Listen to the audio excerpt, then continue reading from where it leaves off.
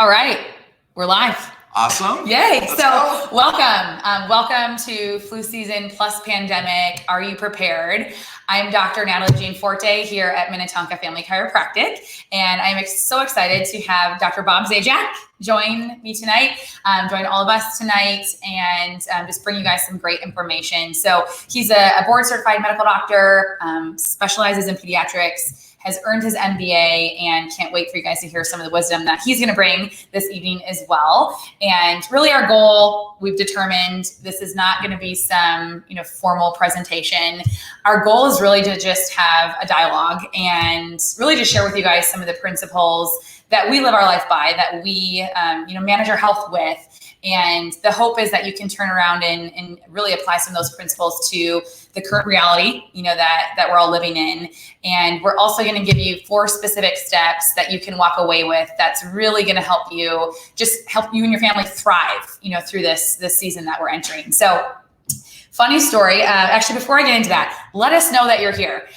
We want to have a fun giveaway by the end of this evening. So what we want you to do is, if you are here, if you're watching with us, just give us a little shout out, give us a thumbs up, wave, put something in the comments if something that we say stands out to you. We are going to be raffling off the immune system bundle later after this live event, and all you have to do is comment or ask a question. We aren't going to be answering questions live, but we'll come back and make sure we get you your answers.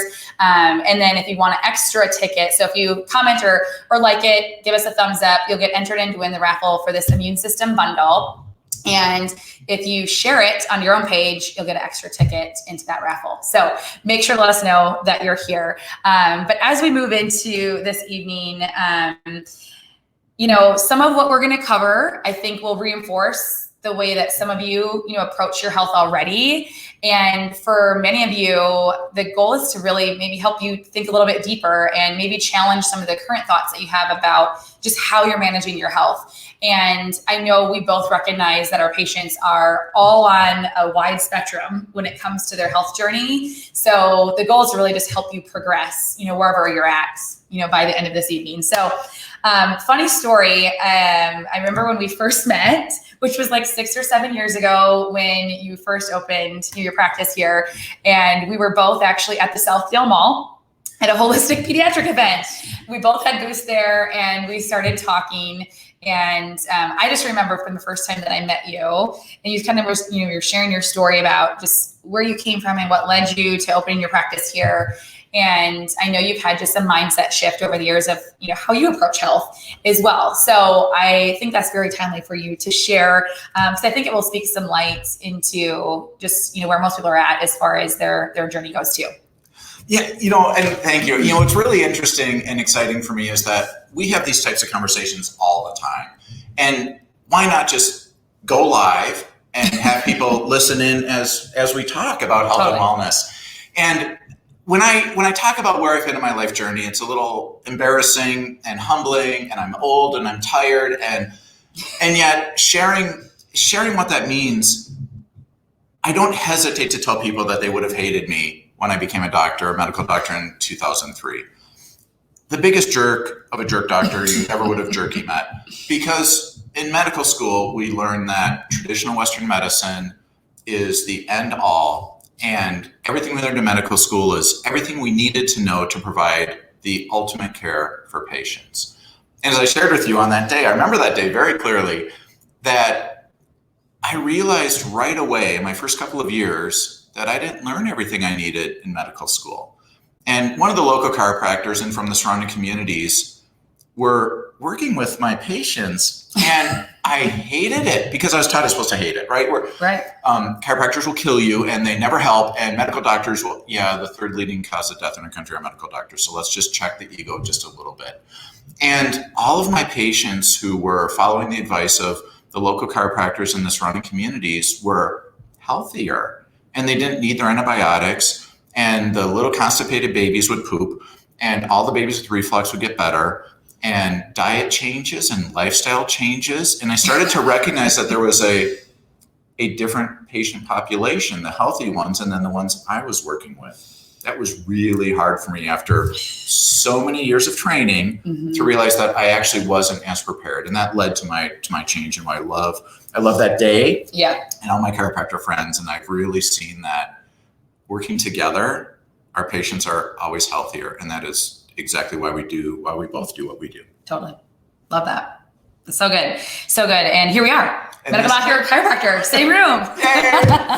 And I think something that I love to think about, and even just like through our conversations that we've had, like I really feel like we both believe that the body itself, it's a self-healing organism, right? You know, like our body is amazing. And when you just look at like right now, just how we were created, like you have a brain that's telling your heart to beat right now and you're not even thinking about it. You know, that it's circulating blood throughout your body. Your lungs are taking in oxygen and getting rid of the CO2. Like your stomach is digesting your food to provide energy to your cells. Like your pancreas, like you think of all of the things, like thank God we don't have to think about those things, right? We would all be dead. But it's amazing. And that's what I love about our conversations is like we both understand that there's this innate intelligence that's running us, it's controlling us, it's keeping us alive. And when you look at, you know, applying that to where we are now, is that, you know, you also have an immune system. And the study, I'm sure you had classes on this, but like the study of immunology is so intense. And there's so many layers to it that your immune system is an unbelievable thing. And the layers that make it up, you know, just looking at like this, the hair on your skin and in your nostrils, like your skin itself, your mucus glands, like we actually have microorganisms and good bacteria on our skin that also helps to make up our immune system. There's a lot of microorganisms and bacteria, good gut flora in our digestive system that's there to protect us. Actually, fun fact, you probably are aware of this, but there's actually more microorganisms in and on us than there actually is of us, right? There's more microorganisms than actually human body cells ourselves. So that makes up your microbiome, which is a huge part of your immune system. We're going to talk more about that as we go along. But you know, when a pathogen, a virus or a bacteria, you know, comes into contact with your body, you have these barriers that are there to protect you. And if it invades through that, you've got a whole other army on the inside that your body calls into action. You know, I love this next slide, that when you're trying to look at the study of the immune system, there's macrophages and basal cells and eosinophils. Remember all those deep, big words. Killer T cells, which sound amazing. Anyhow, there's all of these cells that are ready and equipped to disarm the invader. And, you know, whether that's a bacteria or a virus or a pathogen that gets into your body that's not supposed to be there. So something I think about a lot is the very fact that we have an immune system and all of these layers that are here to protect us tells me that we were not created as humans to live in a sterile, sanitized bubble. Like we were actually expected to come into contact with viruses and bacteria and pathogens. And that's why we're equipped to be able to deal with them. So something that I would love for us to start, you know, a conversation about is, you know, when we believe this principle that our bodies are self-healing organisms and that we were designed to not just survive, but actually thrive in this environment, where would you say that you see, you know, like what are some examples of ways that you maybe see people straying from this principle or this truth as we've navigated through this COVID season? You know, what are some examples of places that you feel maybe we're straying from that principle? You know, listening and like, amen. I mean, that's exactly how this is supposed to work. And I'm so humbled when I think I can't even, you ever do the thing where you're walking with a spoon and you either have the egg in the spoon or the water in the spoon and you're focusing on it and you can't even keep an egg on a spoon without dropping it? I'm so thankful that our bodies are designed the way they are. When we get a scrape in our arm or we feel somebody cuff, well, you ever get cuffed? I get cuffed in the face all the time. And we don't have to pause and then tell our immune system what to do. The greatest benefit is getting out of the way of our immune system and letting it work the way it's designed to work. I know that you're going to be, I don't want to steal your thunder, you're talking about, I've seen your slides, they're amazing. But no, when we take care of ourselves, our immune systems work the way they're supposed to work. We don't necessarily have to do things to make it work better, but we can undo some of the damage we've done. And that's a lot of what Dr. Natalie is going to be talking about later. I really believe that our bodies are designed wonderfully and perfectly. We live in a fallen world, and sometimes things don't go the way they're supposed to go. And just trusting that. And as a medical doctor, I'm trained in symptom control. I'm sorry that you have mucus. Here's the medicine to stop your mucus. And that interferes with one of our body's major defenses. Or, oh, you have a fever. Which medicine will take away your fever? Interrupting one of the major ways that we can make our bodies more favorable to fight off the infection.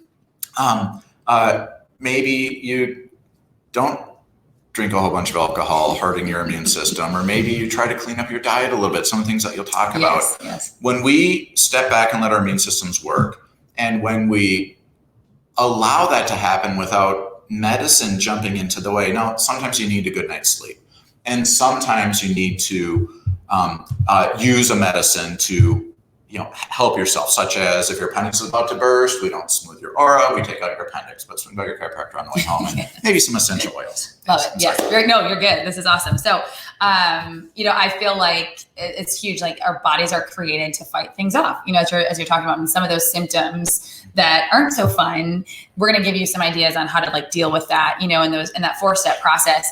I really feel like, as we've navigated through this season, something that I think has become so strong right away, if you turn on the news, we don't really watch the news much anymore, but right away it was this fear of, we were seeing all these videos of, the germ, the virus, and, if you get exposed to it, what that means. And there was a very clear narrative and an equation that it made it feel very much like, if you're exposed to this germ, it's going to make you sick and you could die, right? That was the fear, that has gotten put into so many people. And I feel like that has caused us to kind of catapult into this, the virus is the villain, and we are trying to escape it. We're trying to escape our exposure to this. So what have we done, as a result to do that? Let me pull this back up here. I'm getting tech savvy. I'm getting this. Let's see here. So when you look at what we've done, it has all focused on the fear of exposure to a virus. So we have put up plastic partitions, we have, put masks on. We are, hand sanitizing and disinfecting and fogging the airplane, with the disinfecting spray. We're trying to, make sure that we don't get exposed. And that leads to that equation of the germ equals the outcome. And there's, do you feel like there's more to it than just that? Yes. Okay. When we look at all the different ways that we're trying to avoid going through the infection in the first place, we're not honoring our bodies and our immune system. And I think that's really critical to recognize. And everybody gets a journey in life, and we will meet families where they're in their journey, regardless of what that means. And some people can't fight off the infection naturally. Some people aren't in a part of their journey where they can necessarily handle the infection itself. And a lot of people are. Mm-hmm. And when we think about the risks that we take every day, I tried to count once, and there's 3,000 different infections you can get in our country every year. And the most life-threatening thing that we've ever seen, honestly, the thing that's going to kill you is rabies, right? 99.9% fatal, even in the United States, even in the year 2020. Everything less than that, we have options and choices. And if we trust our health and wellness, and we trust our interdisciplinary teams, that we don't have to live in fear. And I don't know, I choose not to live in fear. And some people love that or hate that about my philosophy. I'm sure you get that every single day as well. If somebody told me, okay, if you said, Dr. Bob, surprise, I have COVID, I'm going to cough in your face. I'm ready for that. And not everybody is. I'm ready to fight off that infection. I'm ready to fight off the flu. I'm ready to fight off any of the other 2,998 things, 97 if we count rabies. And trusting that is really important. So it's not about avoiding. You can't avoid it. If you look at the statistics of what's happening in our country right now, and really around the world, we haven't avoided any of COVID. Mm-hmm. We've changed when you get it. And we've certainly, for lots of different strategies, have talked about what should we do, what ought we do, what's the right thing to do, philosophy, healthcare, individuals for the greater good. But everybody who was going to get sick got sick. Mm-hmm. And we delayed it for quite some time. But when you look at the total volume of illnesses, it's going to happen. Mm-hmm. And I'd rather be prepared for it than just wait until it finds me and not be prepared. Right. Yeah. And that's that's totally like, again, in those steps of how can I prepare myself? What can I do?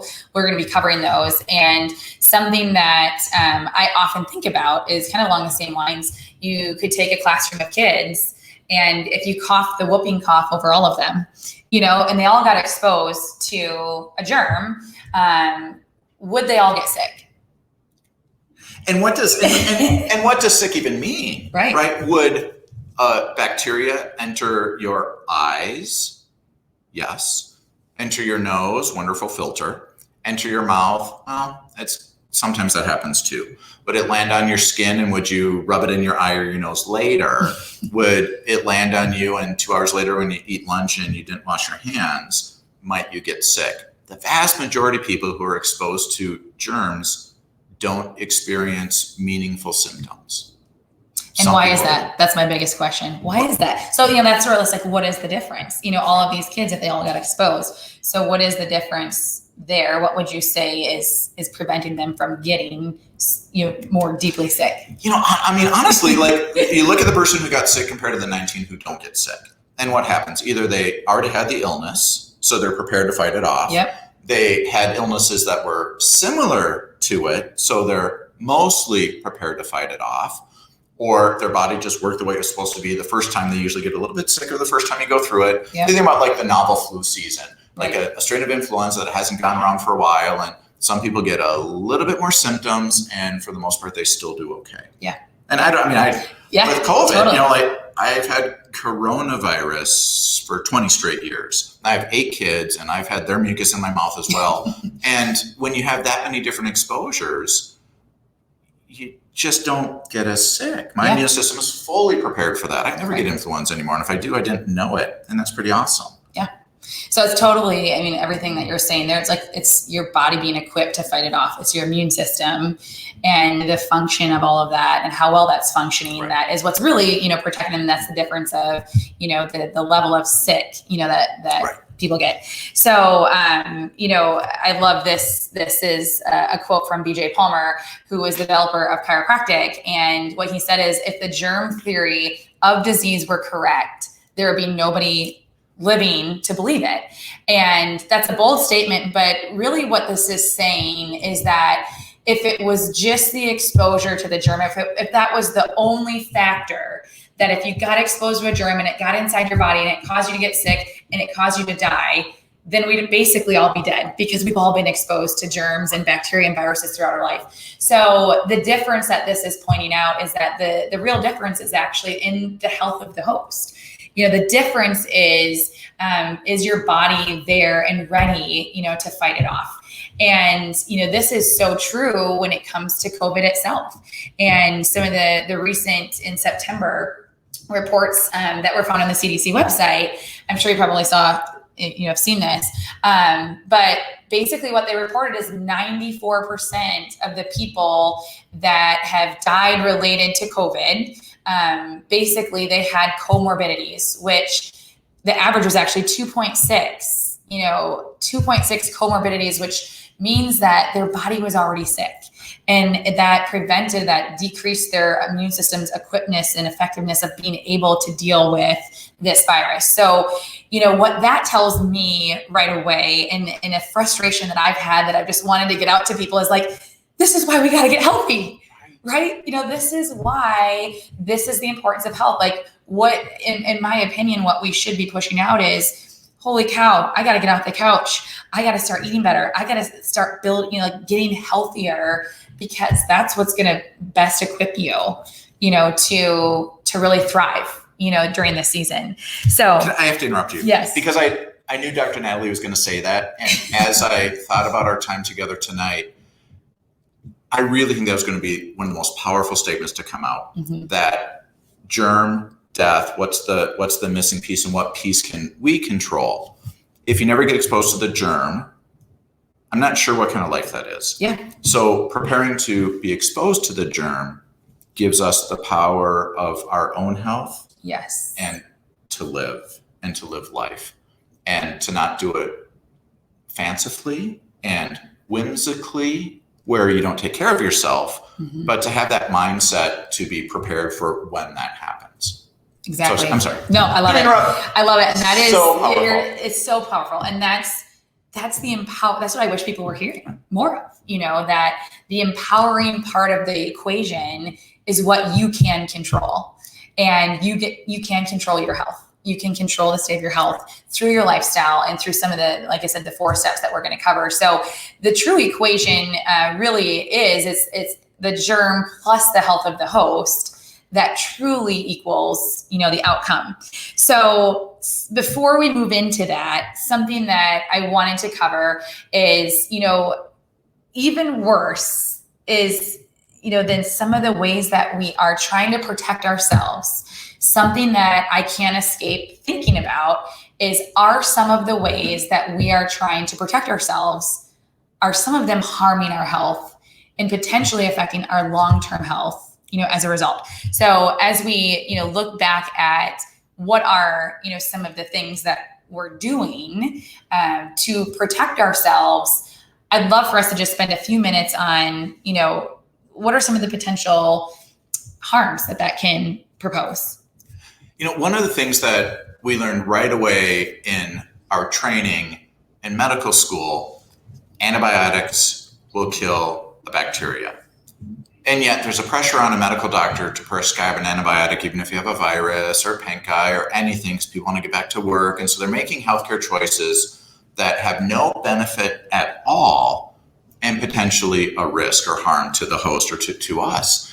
And we know that antibiotics will do that. They will create more resistant bacteria in our own bodies. I mean, the community is important to recognize, but even in our own bodies, taking an antibiotic as a treatment that kills the helpful bacteria in our body, leaving behind unhelpful bacteria, makes us less prepared for the next illness. And we've all had that, where you've maybe had a mild virus and odds don't go in your way and you get what we call a secondary infection, right? You had a cold and now you have a sinus infection. You had a cough and now you have pneumonia. And yes, sometimes these will build upon each other, but as a general rule, if we enter into one of those illnesses not at a disadvantage, I think we have a much greater chance of success. And that's true for, some people would suggest the hand sanitizer thing. I mean, definitely we don't want to purposely infect ourselves with illness just for the sake of being sick, but knowing that our immune system has to do something. The hygiene theory of health, that when we stop eating dirt and we started washing our food and we quit bleaching our oranges and all of a sudden asthma, allergies, and eczema, our immune system has to do something. And there's some controversy of, do you have to train your immune? Well, it has to do something. And like a muscle in your body, if you don't work it out, it doesn't work as well as you might expect it to. So if you avoid all your illnesses and you destroy any helpful bacteria in your body, when you finally do have the bigger illness, you're at a really big disadvantage, I believe. Yeah, that's so true. And, obviously we're not saying, go to the grocery store and, lick the grocery cart handle, as you're saying, but it's definitely, thinking about, in your home, in your, with your family. I know at school, it's the hand sanitizers, the antibacterial, and, even on your skin, like there's, as we talked about, your microbiome, as you're saying, like there's good bacteria that's there to protect you.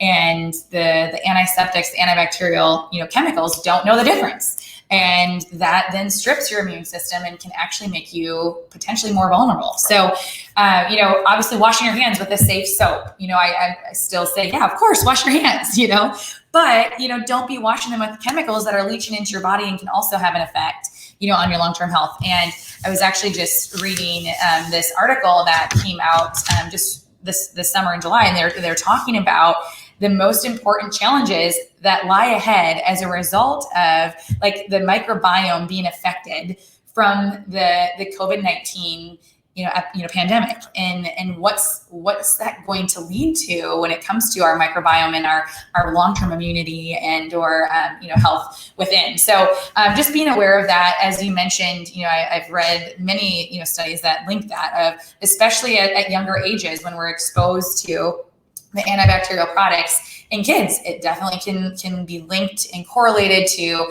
increased chances of allergies, asthma, eczema, and things of such. So even when you look at some of the other ways that we are dealing with this, the isolation, honestly, as humans, like we love to interact, and kids aren't able to play with each other right now. I know there's a social aspect to that. We see several elderly patients who are depressed, because of the isolation and stuff like that too. So, it's tough. It's really hard to talk about the cost and the benefit of our current approach in our state, in our country, globally. If you're aware of some of the issues in other countries, that we're all going to get sick, or we're all going to stay in our basements in a bubble forever. Mm-hmm. And if we're not going to be in our basement in a bubble forever, let's prepare ourselves to be sick. We're not going to avoid the illness. And the cost of trying to delay any illness, and that's true for every single illness that's going to go around. The average kid will be sick 3, 4, 5 times a year in the first 5 years of life. And you know what happens after that? They don't get that sick thereafter.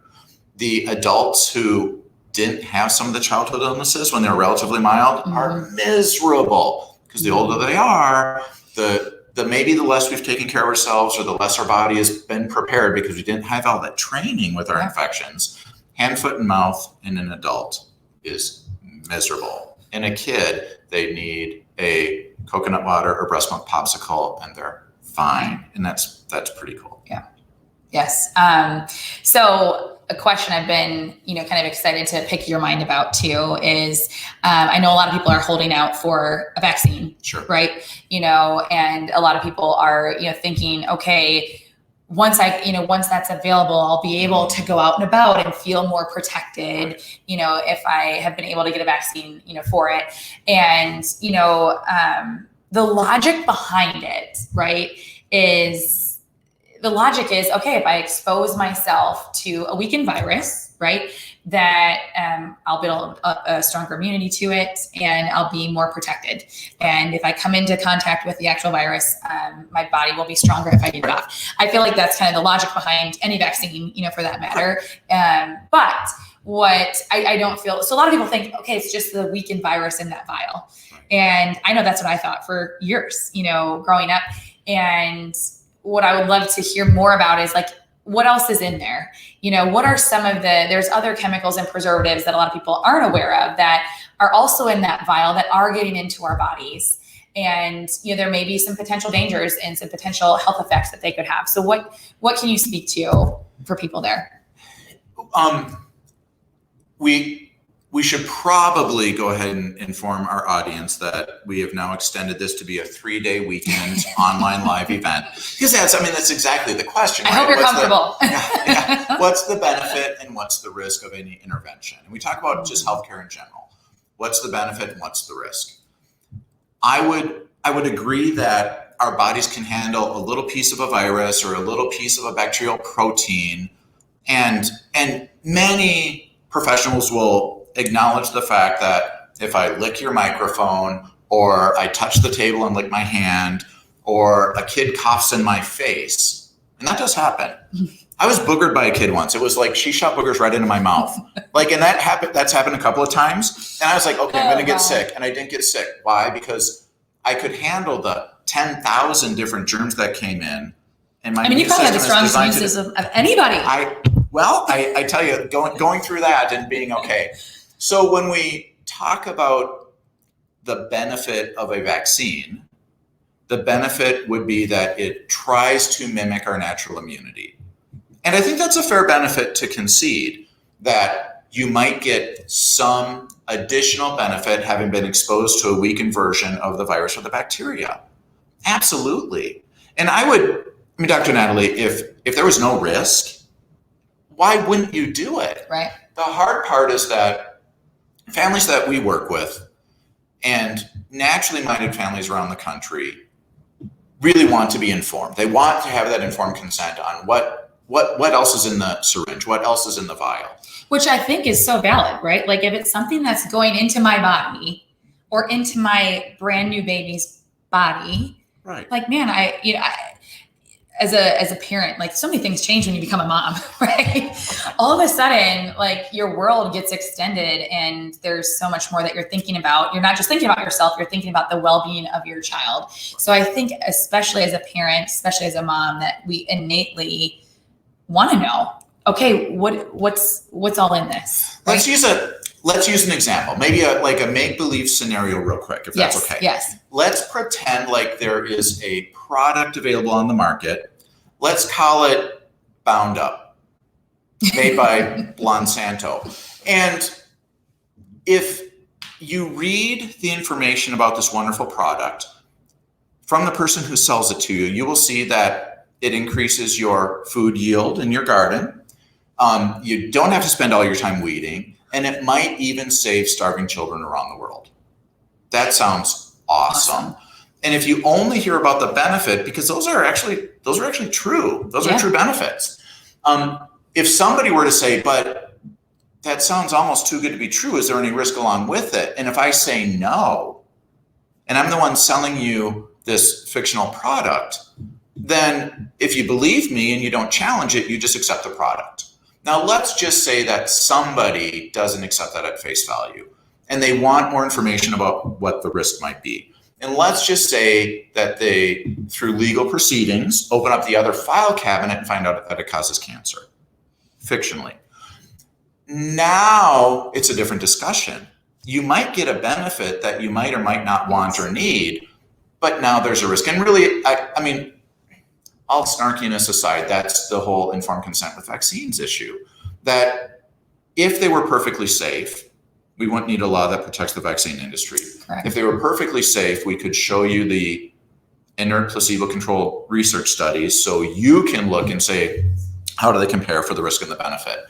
And some of the ingredients, and there's 85, 90, 100 different ingredients. I used to have many more memorized, but we know that thimerosal mercury is one of the ingredients that we've been watching. Alumina is one of the ingredients that we've been watching. Monkey kidney cells, polysorbate 80, formaldehyde. Formaldehyde has been linked to cancer. Mm-hmm. And some families ask me about that. Well, as a medical doctor, I actually didn't know that.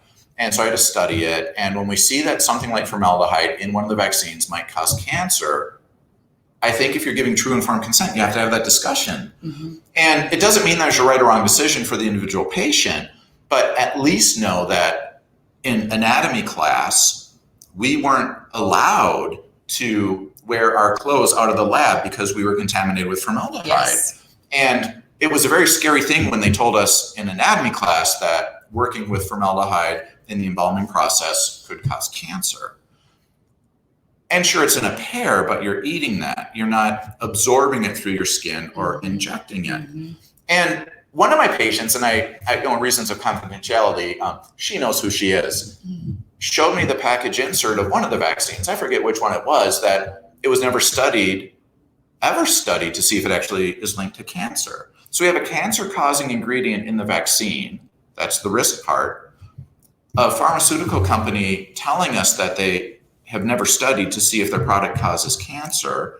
And I'm supposed to tell you that it's perfectly safe and you're a fool not to choose it. Now, there's some controversy with the COVID vaccine, and I can sure appreciate that we all want a miracle cure. Right. And I really am excited to see what the data might be in terms of how well it works. We've been told, well, if it's at least 50%, it's worth it. Well, are you willing to take the risk if it's 50-50? Particularly if you're not in the 6% of comorbidities where it's a bigger risk. I mean, I think that's just a discussion to have. I'm not saying there's a right or wrong answer. Mm-hmm. I believe that families should know that your immune system, for the most part, if it's working well, is going to protect you. And there's a risk of whatever choice you might make. And the better that we can understand that risk, the more informed consent our patients will believe. I love that. That's so helpful. So helpful. What are some of the common questions that you get? Families who ask questions about informed consent and about risks related to vaccines, just medical procedures in general, whether it's amoxicillin for your microbiome, or what's the risk of the steroid for my eczema, what's the risk if I just observe for a while and let my immune system fight it off. A lot of the questions I get, I had no training in answering. And that was really humbling to me. So families really want to understand vaccine reactions and how common are they? And we're trained to tell you 1 in a million. I don't believe it's 1 in a million. I can't in good faith. I feel like I'm lying when I say that.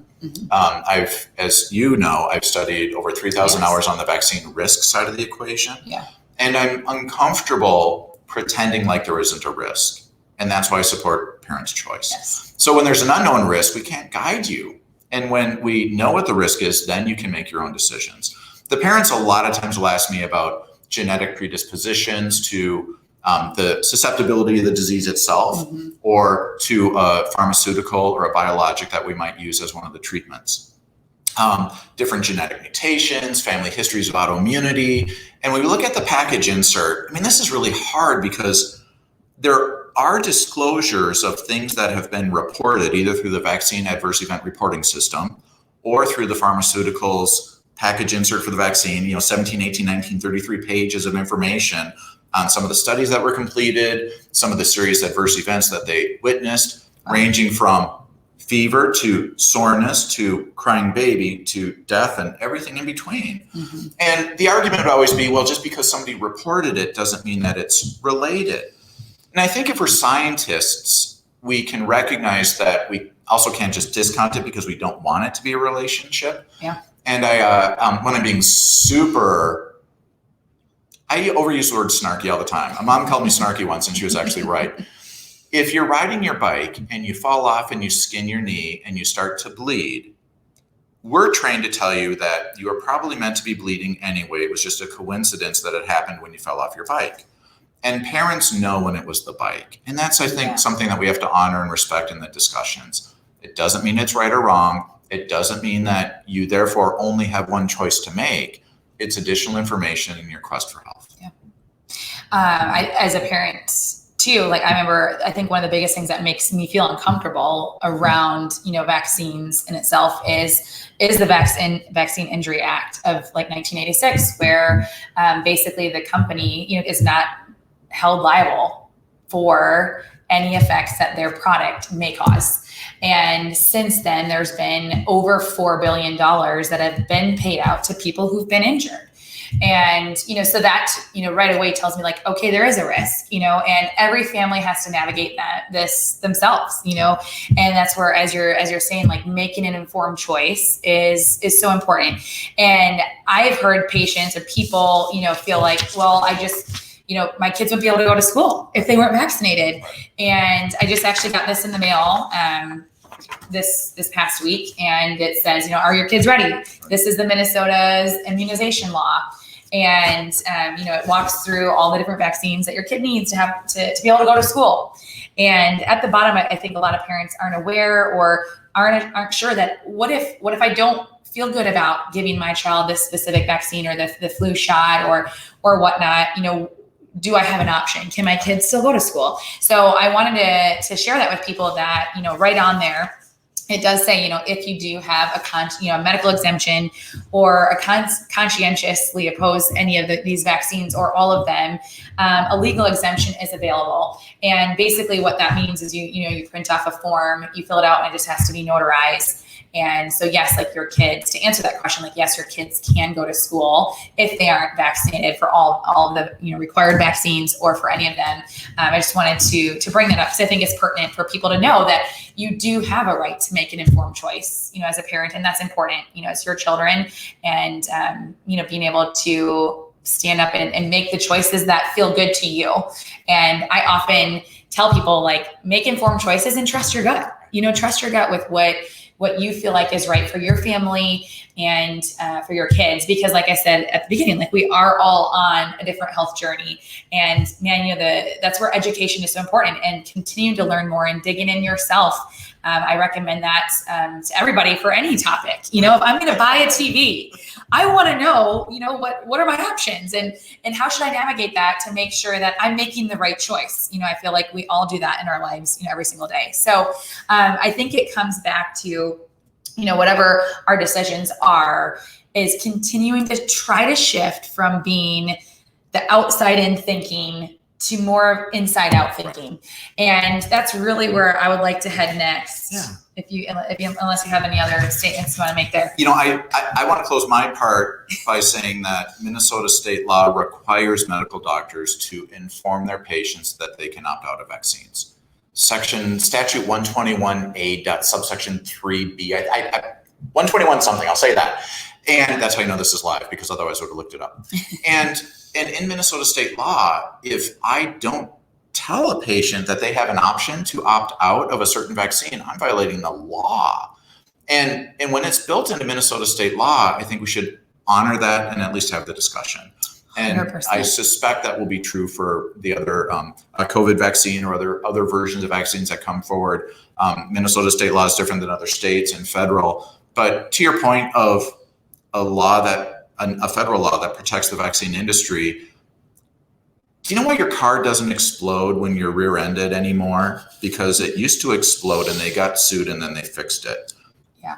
I, as a parent of 8 children, am frustrated that I don't feel like we have that type of safety net for us as consumers when it comes to vaccines like we would for any other product that's out there. Mm-hmm. Okay, back to you. Yeah. And that's what makes you think twice, right? That's what makes you think twice. So, let's dive in. So let's get into shifting our focus. Yeah. Again, if you're here, if you are with us, let us know that you're here. So make sure that you go ahead and check in, give us a thumbs up, give us a comment, ask us any questions if you need. And like I said, you're going to get entered to win a raffle of our immune system bundle that you see here. We have got some vitamin D, some vitamin C, and some daily defense that's going to really help to make sure your immune system is firing at its best. So like and share the video. If you share it, you get an extra ticket. Anyhow, so let's shift our focus to what can you be doing? How can we equip you to thrive through this season? And I'm excited about a few of these that we have on here to chat through. So number one, honor your symptoms, support your body, and maximize your function and live a healthy lifestyle. So I would love to break these down and really want to start with honoring your symptoms. So I know this is going to happen. We are headed into the winter where I'm sure you see this in your practice, like more colds come on, more, the flu season and, everything that's about just around the corner, runny noses and these symptoms start to come up. And I know whether it's for you or for it's your kid, right now, as soon as you get one of those symptoms, what's the first thought that comes to your mind? Oh my gosh, do I have COVID? Right. I know that immediately re-sparks that fear of, does my kid have COVID and what is this going to mean, and et cetera. So number one, that thought alone causes a stress response, which if you're in a stress response and cortisol is high, that actually depletes your immune system. So one of the topics that we're going to go through as we move forward is like actually trying to decrease stress. And stress has been high for a lot of people, which is another area of, man, this is actually harming us rather than helping us because we've been stressed out about this. So again, this is designed to help your stress levels come down. So, when somebody gets a fever or a runny nose or a cough, or they're coughing up that nasty mucus that maybe lands on your glasses. I remember that story where you're like a kid coughing, you're like, oh, here it comes. I see it. And it landed on your glasses. Yeah. So as this happens, how can we navigate through this? Like, is your body doing the right thing or the wrong thing? You already spoke to this a little bit. But what do you recommend for most people that they come in, for a runny nose or a fever or a cough? How do we deal with this? The idea that we should be symptom-free for our entire lives is really not the goal of health and wellness, and really shouldn't be the goal of traditional Western medicine, and really is not the goal of many of our interdisciplinary and holistic friends in the community. So recognizing the signs of the beginning of an inflammation process or a flushing, such as the mucus coming out of your nose or the cough to clear up your lungs, the rash that comes on your skin, that aches and pains, which is usually just the inflammation in your immune system starting to fight. Embracing that and celebrating it to the degree that you can still go through your day without coughing into somebody else's mouth, which is always appreciated. Mm-hmm. And recognizing that sometimes those symptoms aren't protecting you and aren't fighting off the infection. And that's really, I think, where I come back in. Mm-hmm. I have a cough, I have a fever, it's been 5 days. Day 6 is worse. Mm-hmm. The fever is higher. I can't catch my breath. Well, now something's gone awry, and that's where we do blend in Western medicine with our natural healing modalities and making sure our body's working the right way through our nervous system as well. You got it. And, I always, ask patients, like, is the body doing the right thing or the wrong thing? And it's doing the right thing. Like, those are actually, in our house, we don't call it, oh, you're sick. Right. It's, oh, your body's expressing health. Like, it's actually doing exactly what it's designed to do. And that's what I think is amazing about the human body. Like, all of a sudden something's, getting in, and your body, your immune system thickens that mucus so you can actually cough it out, and when you actually look at what is a fever, your body is elevating its body temperature to kill the bacteria, to kill the virus. And something I think, again, being a mom, or even if you're mothering yourself, right, is that nobody wants to feel like crap. And we certainly don't want to see our kids feel not good. So I think we always want to do something, and that's where, I think oftentimes we jump the gun, as you're saying, if it's the 6th day or whatnot, going in and getting checked out. But as soon as your kid gets a fever, often it's, as a parent, well, we want them to be normal. So let's give them aspirin and let's bring down that fever. Or they have got tons of mucus and that's miserable to be coughing that up. So let's take Mucinex. And like you're saying, kind of to filter that mucus down. And what I think we have to remind ourselves is that your body's doing exactly what it's supposed to be doing. It's actually trying to help you. And oftentimes when we introduce these things, especially like right away, we're working directly against what the body is trying to do. And I know from what I've seen as patients go through this, but maybe you've seen the same, is that oftentimes, if you bring down that fever artificially with the Tylenol, you're working against your body's immune system that can then actually make it last longer. Right. Like, okay, so believe it or not, I used to run marathons. And when my legs started to hurt, that was my body's natural response to trying to run 26.2 miles. And when I slowed down, my legs felt better, and it took 6 hours, which was much worse. I should have kept running. Yes. Let it keep going, right? Like, let your body do what it's supposed to do. So I feel like, again, as parents, we want to do something, and I want to talk about what can you do, and we want to support our kids. So helping them in the right way, honoring the symptoms and recognizing the body is doing what it's supposed to do. How can we help it to the best of our ability to assist it in this process and to support it? So, I think a huge component is rest. Like, your immune system, your body's on overdrive. It's trying to fight something off. So, our schedules in today's world, especially if you have kids, we're running, we're here, there, we're everywhere. Letting your body rest. And your body naturally does it. When our kids this last year, they both came down with a fever, and Ellie was on the couch all day long. And I knew her body just needed to rest, and we didn't touch her. We supported her. We put her in a quiet room. And, if our family's sick, easily digested foods, try to give your body, allow it to give all of its energy to do what it's doing, and not sidetrack it with a bunch of sugar or processed foods that's actually going to take the gut, more energy to break down and deal with. So if we're expressing health in our house, it's smoothie, it's liquid diet day. We're going to make some green juice from vegetables to increase your vitamins and your minerals and your enzymes. We're going to have a smoothie that's easy to drink and it's cool. It feels good. And you know what? When I'm expressing health, and it's like, I don't want to feel this way, but I know it's part of the process, I just need a hug.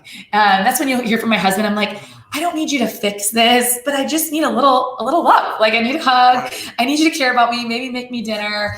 So I think a lot of times your kids just need, or yourself. So find it, some extra support, some extra love emotionally, because it's not fun to deal with, but it's necessary. And what I love about how you're going through these different steps, I want to compliment you, is that a hug isn't going to fix your pneumonia, but it's a critical part of the overall package of our health and wellness. Well, part of why people hated me in 2003 is I want to apologize to all the grandmas out there. I felt like now that I'm a medical doctor, grandma can't be right if she says something differently than what I learned in medical school. And for all the grandmas that I offended when I said things like that, I want to admit now in front of everybody that grandma was right. Because what did grandma do? Grandma let you rest. She helped you feel a little comfortable, maybe with a hug or a cool washcloth, or turn down the lights a little bit. And what did grandma always do? It was the chicken soup, right? You know what grandma did? She was giving you bone broth.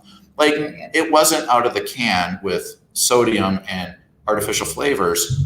I'm pretty sure grandma killed the chicken and she made that chicken soup.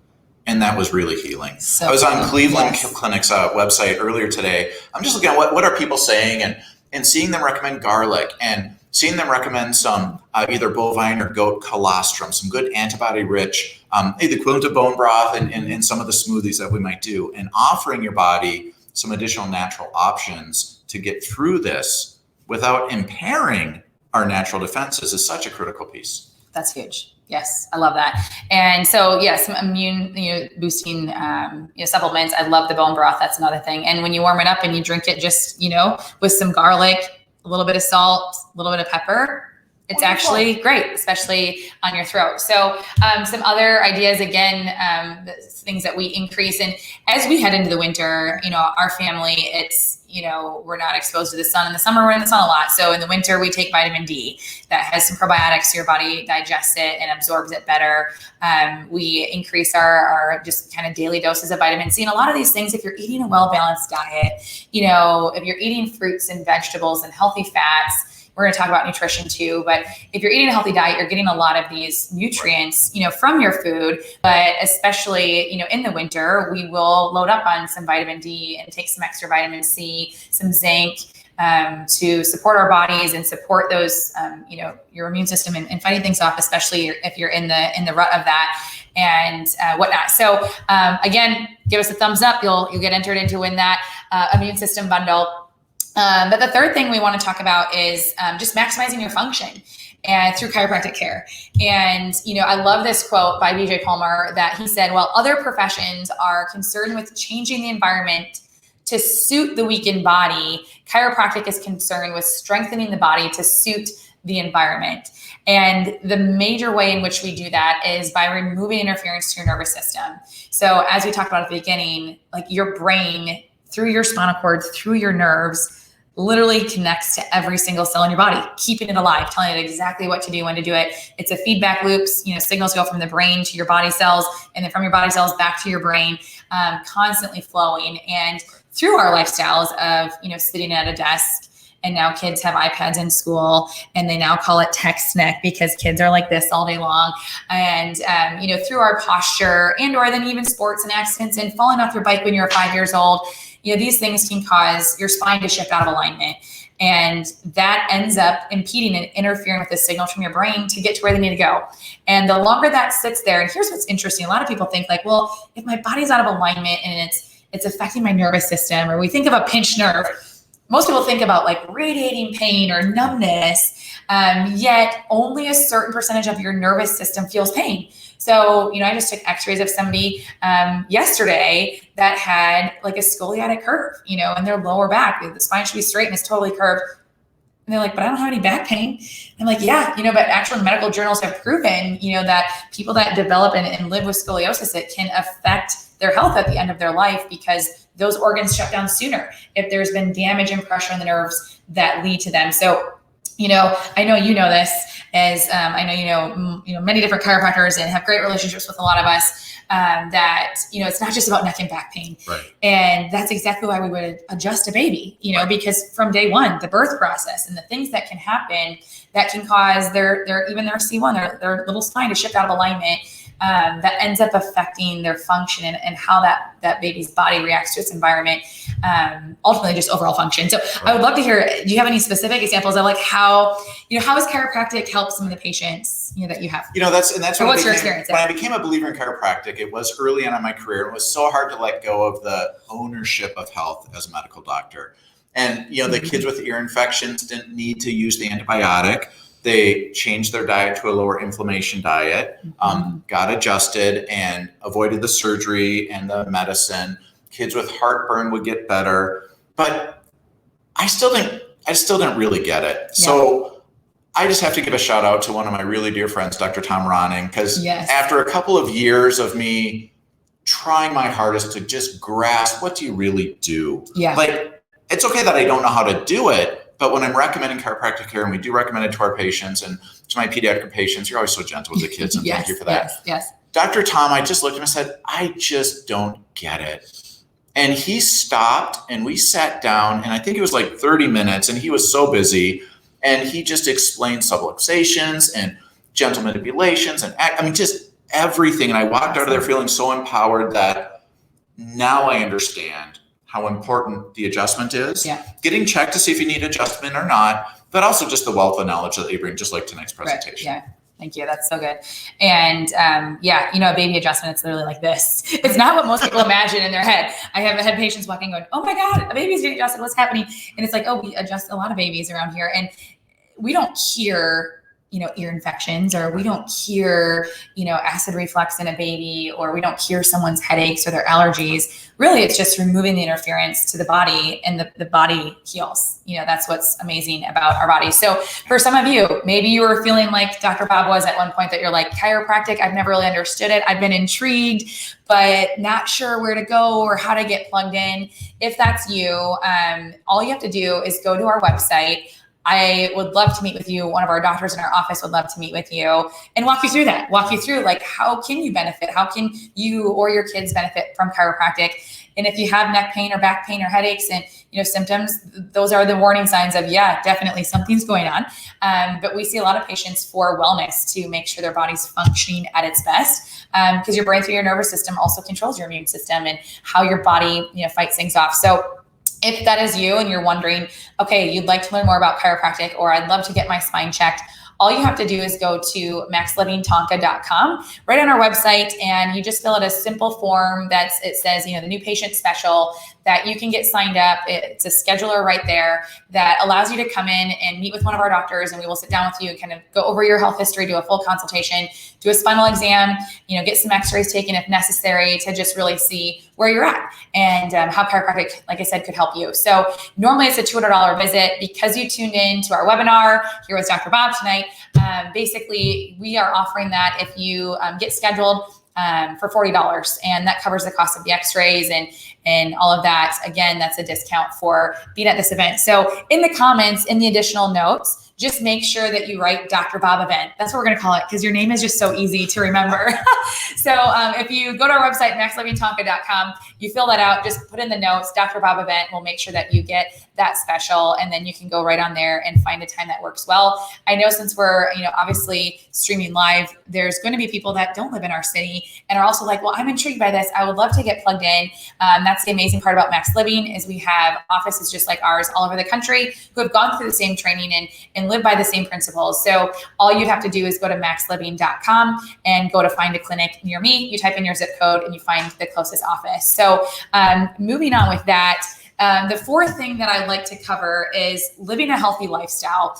And this is where we could extend this for the next month and talk about these things. But I think obviously some of the biggest lifestyle habits that we need to cover would be good nutrition and exercise.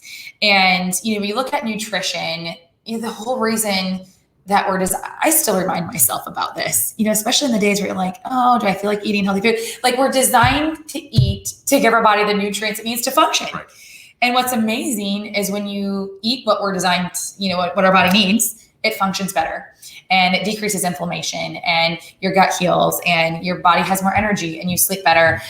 Things happen. So do you have any specific tips that you give for nutrition that you would like to share with people? Yes, I 100% recommend that you talk to your chiropractor friends, because we learn everything in medical school other than nutrition and a whole bunch of other stuff too. And that's just frustrating. It is. So learning, and that's really one of the very first things that I learned from 2004, 2005 was that the local chiropractors in my old community were changing diet choices, decreasing the inflammation, making sure that we have a really good balance of healthy foods, carbohydrates, fats, and proteins, your vitamins and minerals, and that can be hard. Yeah. And learning how to supplement that. Yeah. So as a pediatrician, we're not supposed to recommend a multivitamin, right? If you eat all your healthy food, you'll never need a vitamin, you'll never need a supplement. And I think that people who recommend that don't have kids. Because okay, quick story. I had a mom in my practice is a nutrition specialist, and I was making a comment about the struggles I had with my kids and the fights over eating their quinoa or their green smoothie because they wanted chicken nuggets and it's been a long day. And I looked at her and I made a comment, said something like, I mean, who even knows where to find selenium? And she said, well, Brazil nuts in a kid this age would need about 7. And I thought, she doesn't need a vitamin. She understands the core concept of nutrition. And then I thought, I don't want to be tracking how many Brazil nuts my kids had. I want to go for a walk. And so sometimes that blending is where can you get the greatest return on the investment of your time without being consumed by only the nutrition, if that makes sense. Yes. And that's one of the things where we have the experts. Yes, love it. And so, I mean, one thing that I think is an easy tip is like, try to eat the colors of the rainbow. You know, even with our kids, you know, it's like, okay, what color of the rainbow are we eating today? Or with yourself, you know, when you're eating different colored foods, that helps make sure you're getting the different nutrients and vitamins and things from that. And we actually have a whole masterclass, a 6-week course just around the corner starting in October. So for those of you that you're like, I need help. And how do I get my kids to eat healthy, or how do I get myself to eat healthy and make it easy, sustainable, convenient, etc. So we have a whole 6-week course that we are going to dive even deeper into some of that. I've got to talk about sugar for a second because it inhibits your immune system. Like, it's been shown that when you consume sugar, it inhibits your immune system for up to 4 hours after that. And when you look at the standard American diet, man, it is loaded. It's loaded. It's loaded with sugar, and not just the pop or the candy bars, but it's the hidden sources. It's, you know, in your yogurt. When you really look at it, it can get scary fast. But that's also one of the reasons that I really truly believe that winter is the flu season. When you look at what season it is, it's the holiday season, you know, from October 31st, which is just around the corner. You know, all that candy maybe lasts until Thanksgiving, and then you have Thanksgiving meal that lasts a couple of weeks. And then next thing you know, it's the holidays. And no wonder by January, we're all sick, right? And our bodies are expressing, you know, all of these symptoms. So sugar, actually, quick tip, most viruses, bacteria, they thrive on sugar. Even cancer thrives on sugar. And I'm going to be getting into that in our master classes, again, as we have it coming up just around the corner. I'll talk more about that in a second. But exercise, like, we're designed to move. Yes. And most people have to sit. So that's the walk. You were doing good.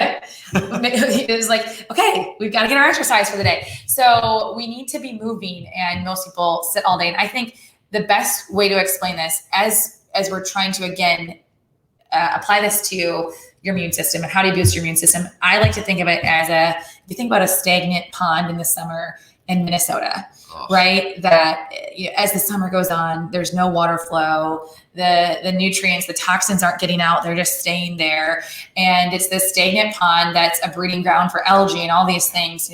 You compare that to a flowing stream, you know, where, you know, there's fresh nutrients and the toxins are being swept away. I think about that as like our circulation. And when you move, it increases your circulation. It circulates your immune system cells to get to where they need to go to fight off what they need to fight. And it also, you know, decreases your stress hormone. It really rebalances your hormones and allows your body to function like we were designed to, you know. So if you have to sit all day, we've got to be doing something to offset that.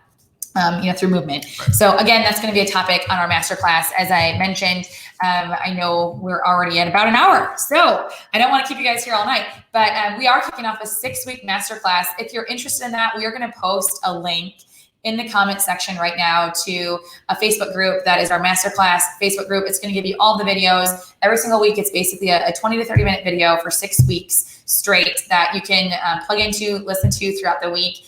And, you know, after those 6 weeks, we're going to talk about topics like how to protect yourself from viruses. You know, October is Cancer Awareness Month. So we're going to talk about, you know, how to reduce your risk and cancer prevention. We're going to talk about nutrition, detoxification, exercise, and we're going to dive in a little bit deeper each week to one of those topics. So the goal is that you will walk out of that 6-week course feeling fearless as we head in, you know, to this season. So make sure to get signed up for that if you are interested. And again, just click on the link in the comments. So, wow, where does an hour go? This has been so fun. Yeah, that went by fast. It starts on I should mention, the masterclass starts on the 13th. I can't forget that. October the 13th, that's the first night. It's going to stream live every single Tuesday. And, I just hope that tonight left you guys with some good things, 4 action steps that you can really apply, and walk through this season feeling like you're not just trying to survive, but that you can really thrive through those 4 steps. And, I really appreciate you being here. It's been, this is awesome. Yes. I've actually been wanting this for like 6 years. Well, ever since you yes, came, right. it finally happened, and it just happened that it's virtual. So you all were able to join us. So yeah, I really appreciate your wisdom and just your journey and, everything that you've shared with us this evening to help us navigate, this season also. And I hope you're feeling refreshed. I hope you're feeling equipped and empowered, to head into this season.